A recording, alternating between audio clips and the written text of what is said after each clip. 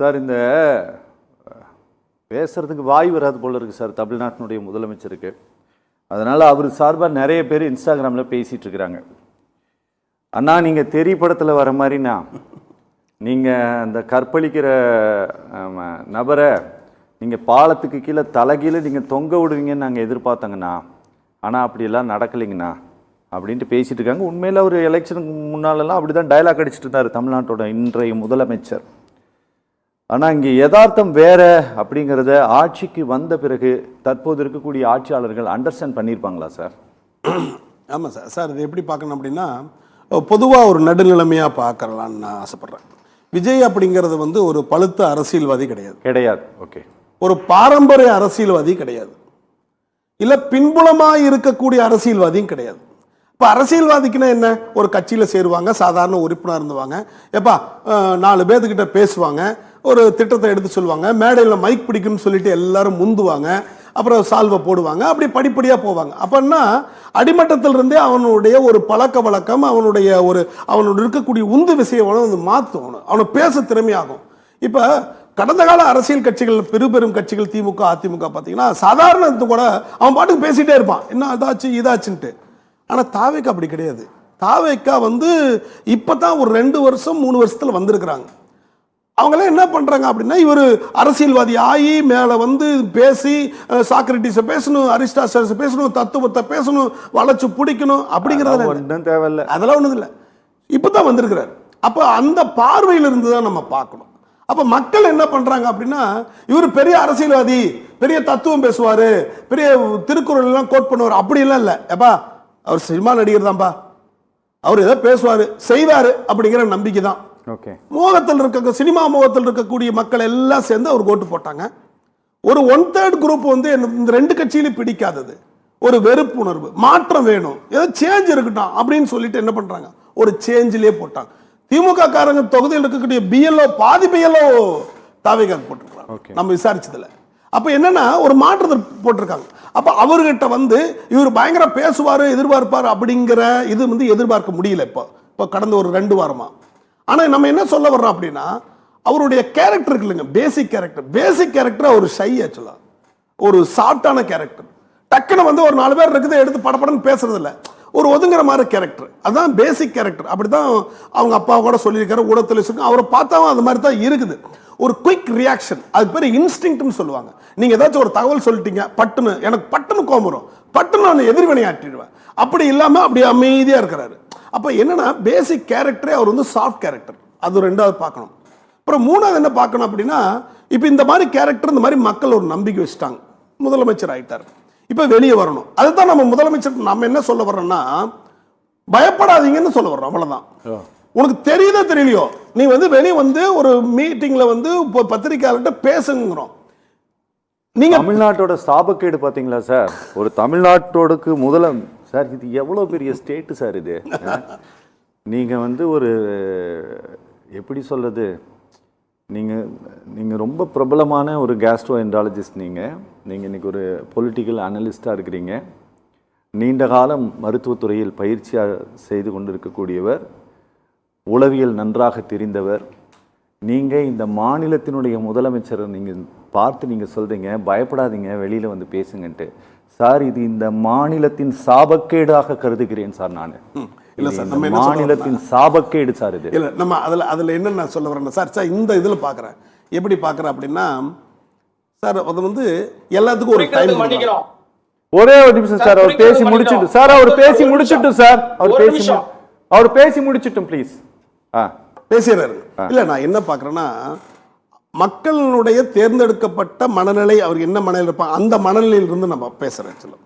Opposite எதிர்த்தளத்தில் இருந்து நான் பேசல, அவங்க மனநிலையில இருந்து பேசுறேன். அதுதான் நம்ம என்ன சொல்ல வரோம்னா, இவ்வளவு நாள் பேசாம இருந்தது, எதிர்வினை ஆற்றாமல் இருப்பது, பத்திரிகையாளரை சந்திக்காம இருப்பது, மற்ற கேள்விகளுக்கு விடை கொடுக்காம இருப்பது காரணம் என்னன்னா, அவர்கிட்ட என்ன இல்லைன்னா அதை பத்தியான நாலேஜ் இல்லை, ஒவ்வொரு விஷயத்தை பத்தி நாலேஜ் இல்லை.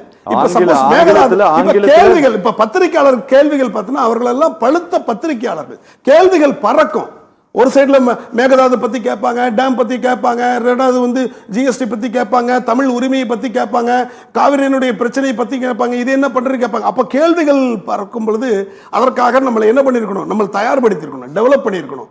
அந்த கேள்விகளுக்கு கொஞ்சமாச்சும் விட தெரிஞ்சிருக்கணும், அதை எப்படி எதிர்கொள்வதுன்னு தெரிஞ்சிருக்கணும், இல்லைன்னா அதிலிருந்து எப்படி மீண்டு வருவதுன்னு தெரிஞ்சுக்கணும். இந்த மாதிரி கான்செப்டில் அவர் வளரலைங்கிற அதுதான் நம்ம சொல்ல வர்றேன்.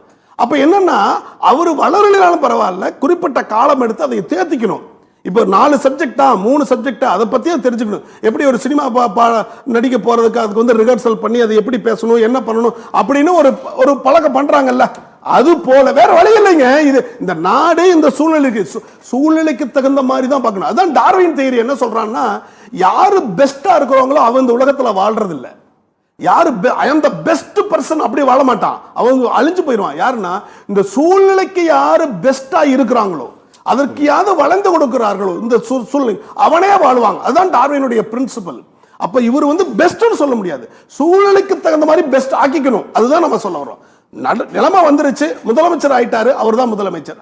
அப்போ இந்த தமிழகத்துக்கு மக்களுக்கு எப்படி ஒரு நல்ல முதலமைச்சர் ஆகணும் அப்படிங்கிற கருத்துக்களை நம்ம சொல்ல போறோம். அதுதான் விவாதம், அதுதான் தொலைக்காட்சி. நல்ல கருத்துக்களை எடுத்து போகுது, நல்ல ஆட்சி எழுப்புது. அதே சமயத்தில் அவர் எங்க தவறு செய்கிறார்களோ அதை தட்டி கேட்பது, எதிர்த்து நின்று எதிர்வினை ஆற்றுவது, அதுதான் ஒரு சிறந்த அறமா இருக்கும் அப்படின்னு நான் நினைக்கிறேன். அரசு அமைந்த பிறகு முதலமைச்சர் ஆன பிறகு அறிவித்த முதல் திட்டம் சார் சிங்கப்பெண் சிறப்பு அதிரடிப்படை திட்டம். இந்த அரசு அமைந்த 18 நாளில் சார் பொறுப்பு டிஜிபியாக இருக்கக்கூடிய மரியாதைக்குரிய திரு சந்தீப் ராய் ரத்தோர், நீங்கள் மஃப்டி ட்ரெஸ்ஸில் வந்து ஓடோடி ஓடோடி ஓடோடி சென்று வேலை செஞ்சது இந்த திட்டத்துக்காக சார். நீங்கள் ராஜரத்னம் ஸ்டேடியத்தில் எல்லா ஏற்பாடுகளும் நடந்துருச்சு, சரிங்களா? ஆனால் அதை வந்து இந்த அரசு தள்ளி வைக்கிறது. தமிழ்நாடு அரசாங்கத்தினுடைய செய்தி மக்கள் தொடர்பு துறையோ அல்லது தமிழ்நாடு காவல்துறையோ அல்லது உள்துறை இலாக்காவோ உள்துறையோ நீங்கள் இதை ஏன் தள்ளி வச்சோன்ட்டு எந்த விளக்கத்தையும் இப்போது வரை கொடுக்கல. எதை பற்றியும் கவலை கிடையாதுன்னு வச்சுக்கோங்களேன். இதெல்லாம் இந்த முதல் திட்டத்தை ஒத்தி வைத்திருப்பது அப்படிங்கிறது இது ஒரு சரியான அணுகுமுறையா சார்? இது தவறான அணுகுமுறை தான். திட்டமிடுதல் சரியா இருக்கணும். அதாவது பாடங்கள் வந்து எவ்வளவு காலம் சேர்ந்து கற்றுக்கொள்வதுங்கிறத முக்கியம், டைம் தான் முக்கியம். நான் ரொம்ப காலம் எடுத்துக்குவேன் அப்படின்லாம் சொல்ல முடியாது. குயிக்கா ரியாக்ட் பண்ணணும். ஏன்னா சூழ்நிலைகள் அந்த மாதிரி இருக்கு, களம் அந்த மாதிரி இருக்குது. ஒரு விளையாட்டு போட்டியில ஒரு மாணவன் வந்து நீட் எழுதுறான்னா 3 மணி நேரத்தில் சமயோத புக்தியா இருந்து எழுதினா தான் அவன் வெற்றியே. அப்ப வந்து நேரம் என்பது குறுகிய நேரம் தான். குறுகிய நேரத்தில் எப்படி ரியாக்ட் பண்ணணும் அதான் லேர்ன் பண்ணணும். அப்போ இது போன்ற தள்ளி வைக்கப்பட்டது, இது போன்ற மறுக்கப்பட்டது, திட்டமிடுதல் சரியில்லை. அப்போ இவரு திட்டம் போடுறது இல்ல. யாருங்க இப்பவுமே வந்து விஜய் அவர்கள் வந்து அத்தனை திட்டத்தையும் எக்ஸிக்யூட் பண்ணி போடுறது இல்ல. பின்னாடி இருந்து திட்டம் போடுகிறவர்கள், சொல்லிக் கொடுப்பவர்கள் சரியான ஆட்களா இல்ல. ஓகே, அதான் நம்ம சொல்ல வரோம். ஓகே சார், ஓகே பேசலாம் சார். இது சார் இந்த கரூர் இஷ்யூலெல்லாம் மனசாட்சியே இல்லாமல் என் மேலே பழி போட்டீங்க. ஒரு அரசு சட்டப்பூர்வமாக வரலாற்று ஆவணமாக தமிழ்நாட்டினுடைய சட்டப்பேரவையினுடைய குறிப்புகளில் பதிவாகி இருக்கிறது. முந்தைய முதலமைச்சர் பேசியது, அதை கடவுளே வந்து நினைச்சாலும் இனி மாற்ற முடியாது. கரெக்டா சார் நான் சொல்லுது? கடவுளே மேலேருந்து இறங்கி வந்து அதை சேஞ்ச் பண்ணணுன்னாலும் மாற்ற முடியாது. ஏன்னா இன்னைக்கு கவர்மெண்ட் வந்து சென்ட்ரலைஸ்டு ரெக்கார்டாக மாற்றிட்டாங்க. அதை ஆல் த ஸ்டேட்டோட வெப்சைட்டு அண்ட் டாக்குமெண்ட்ஸை சென்ட்ரலைஸ்டு பண்ணிட்டாங்க. இனி மாற்ற முடியாது. இதுக்கு முன்னாலேயாச்சும் மாற்றலாம், ஏதாவது அழிச்சு கிழிச்சு, இப்போ மாற்ற முடியாது. ஆனால் ஒரு நிர்வாகத்திற்குள் வந்த பிறகு இதனுடைய சிக்கல்களையும் இது யதார்த்த நடைமுறையில் இப்படி தான் இது செஞ்சாகணும் அப்படிங்கிறதையும் இதை அவர்கள் புரிந்து கொண்டு இதுக்கு எப்படி ரியாக்ட் பண்ணுறதுங்கிறதுலே ஒரு பெரிய தடுமாற்றம் இருக்கா சார்? அதுதான் இந்த மௌனத்திற்கு காரணமா? அதான் சார், அதான் ப்ராப்ளம். என்னென்ன சார் இப்போ வந்து கிட்டத்தட்ட ஒரு 3 மாதத்துக்கு முன்னாடி அவங்க தேர்தல் பரப்புரையெல்லாம் பண்ணாங்க. இவ்வளவு பெரிய வெற்றி வரும், மக்கள் ஒரு மாற்றத்தை கொடுப்பாருன்னு யாருமே எதிர்பார்க்கல. ஈவன் விஜய் எதிர்பார்த்திருக்க மாட்டார். ஒரு 2 மினிட்ஸ் எக்ஸ்ட்ரா எடுத்துக்கிறேன். விஜய் எதிர்பார்த்திருக்க மாட்டார். இந்த மாதிரி சூழ்நிலை ஆயிடுச்சு சார். நான் அதுக்கு அடிப்படையில் சொன்னதே வந்து மக்கள் வந்து அவர் கில்லியா பார்த்தாங்க சார். கில்லி சினிமா படத்தில் அடிச்சு ஆடுவாரு, அதே கில்லி அரசியல் இதுல வந்து அடிச்சு ஆடுவார் நினைச்சாங்க. ஆனா இங்க வந்து கில்லி ஆடுனா மிகப்பெரிய பிரச்சனைகள் இருக்குது. உளவியல் ரீதியான மிகப்பெரிய ப்ராப்ளத்தை ஃபேஸ் பண்ணணும்.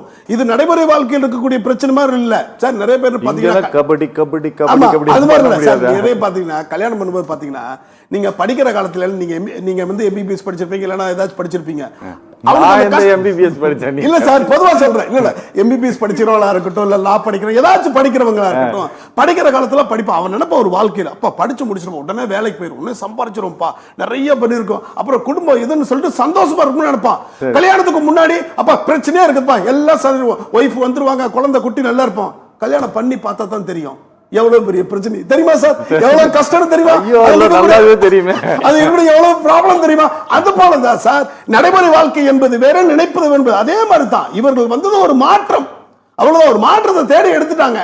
அவர் வந்துட்டாரு, மினிஸ்டர் வந்துட்டார், அவருக்குள்ள இருக்கக்கூடிய நெகட்டிவ் பாயிண்ட்ஸ் எல்லாம் இருக்குது. அதை நான் சரி என்று நான் ஊர்ஜிதம் பண்ணவில்லை, அதற்கு சப்பக்கட்டு கட்டல. ஆனால் அதனுடைய பிரச்சனைகள் இருக்குது. ஒண்ணு இல்ல சார், இப்போ அதுக்கு டைம் தேவை sir. Okay, he needs time, அவ்வளவுதான். அதுக்கு காலம் தேவை. அது எவ்வளவு காலம் என்பது குறுகிய காலம் தான் எடுத்துக்கணும். அதான் பண்றோம். அதுக்குள்ள டெய்லி மரணம் நடக்குது சார். சார் இருங்க சொல்றேன் சார். இல்ல சார், இந்த மரணம், கொலை, கற்பழிப்பு அப்படிங்கறதெல்லாம் ஒரு தாவேகா ஆட்சியில திமுக மேல பழி போட்டாங்கல்ல, அது முழுக்க முழுக்க தவறு. ஏன்னா மரணம் செய்வது, கற்பழிப்பது, கொலை செய்வது, தீண்டாமை கொடுமை என்கிறது உளவியல். எந்த ஆட்சி வந்தாலும் எந்த மக்களுடைய மனநிலை தொடர்ந்து கொண்டே இருக்குது. அதாவது அவங்க பழி போடலாம், ஆனா இப்ப அவர்கள் ஆட்சிக்கு வந்த பிறகு அதே அவர்கள் எடுத்த அதே ஆயுதத்தை யாரும் எடுக்க கூடாது. இல்ல எடுக்க சொல்ல வர்றேன், அதே ஆயுதத்தை எடுங்கன்னு சொல்ல வர்றேன். அதுதான், அப்பதான் அவங்க திரும்பறதுக்கு வசதியா இருக்கும். இப்ப தாவேகா ஒரு ஆயுதத்தை எடுச்சு பெண்கள் போக முடியல. இருங்க சார், முக்கியமான கட்டத்துல பேசுறேன். இருங்க சார், முக்கியமான சார், தாவேகா இது அரசியல் யுக்தியா தான் பார்த்துச்சு. அதுதான் நம்ம சொல்ல வர்றேன் சார். சார் இருங்க, ஆட்சி வருவதற்கு அரசியல் யுக்தி இது எடுத்தாங்க. ஆனா உண்மை நிலவரம், தீண்டாமை கொடுமை என்பது இந்த சமூக அவலங்கள் போகணும் அப்படின்னா, ஆணவ கொலைகள் போகணும்னா ஆட்சி மாறினாலாம் போகாது. இங்க ஒரு சோசியல் ரெவல்யூஷன் நடக்கணும், ஒரு சமூக புரட்சி நடந்தா தான் ஆணவ கொலைகளும் இந்த மாதிரி தீண்டாமை கொடுகளும் நடக்கும். அது புரிதல் இருக்கணும். அது டிஃபரண்ட் டாபிக். நம்ம என்ன சொல்ல வர்றோம் அப்படின்னா, தாவேக்கால் இருக்கக்கூடிய முதலமைச்சர் வந்துட்டாரு, அதற்கு காலம் தேவைப்படுது. எவ்வளவு காலம்ங்கிறதா கொஸ்டின் மார்க். அது போக போகத்தான் தெரியும். அதுதான் நம்ம சொல்ல வர்றோம்.